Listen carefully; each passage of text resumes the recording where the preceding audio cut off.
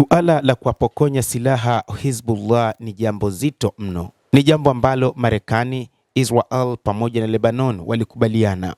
Lakini wakati huu linaonekana ni zito, kila mmoja akimtupia mpira mwingine.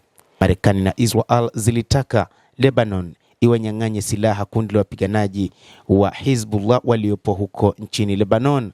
Lakini hali imekuwa tofauti, huku rais wa Lebanon akisema basi kwa namna ilivyo wakati huu, Marekani inaweza ikahusika zaidi katika kuwapokonya silaha wapiganaji hao wa Hizbullah.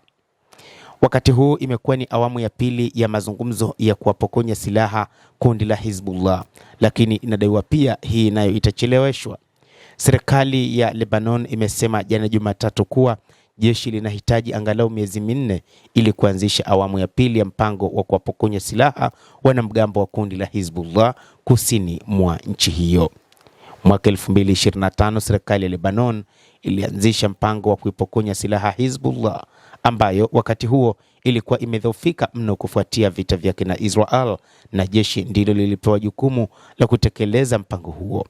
Mwezi Januari mwaka 2026 jeshi lilitangaza kuwa limekamilisha awamu ya kwanza ya mpango huo uliohusisha awamu ya kwanza ya mazungumzo, na ni katika eneo lililopo kati ya mto Litani na mpaka wa Israel, na kuanza kwa awamu ya pili inayojumuisha eneo lililopo kati ya mito Litani na Awali, takribani kilomita 40 kusini mwa Beirut.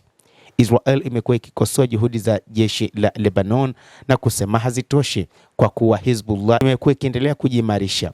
Hivyo Israel ikaendeleza mashambulizi ya mara kwa mara nchini Lebanon licha ya kufikiwa kwa makubaliano ya kusitisha mapigano mwezi Novemba mwaka 2024.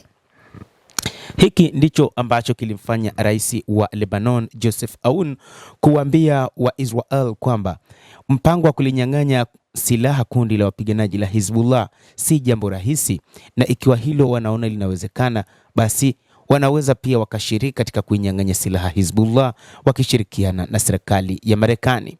Lakini pia rais wa Marekani Donald Trump akawa anasisitiza zaidi kwamba Lebanon inapaswa kuhakikisha wanalinyang'anya silaha kundi hili la Hizbullah. Lakini Hizbullah wenyewe wanasemaje? Wapiganaji wa Hizbullah wamesema kwamba hawatakuwa tayari kunyang'anywa silaha. Mkuu wa kundi hilo Naim Qasim aliweka wazi kusema kwamba wao wamejipanga kupambana wakati wowote kwa yeyote yule ambaye anataka kuwanyang'anya silaha, na kwamba kuwanyang'anya silaha haitakuwa ni jambo rahisi, na wao wapo tayari kwa ajili ya kuhakikisha wanajilinda na wanailinda Lebanon.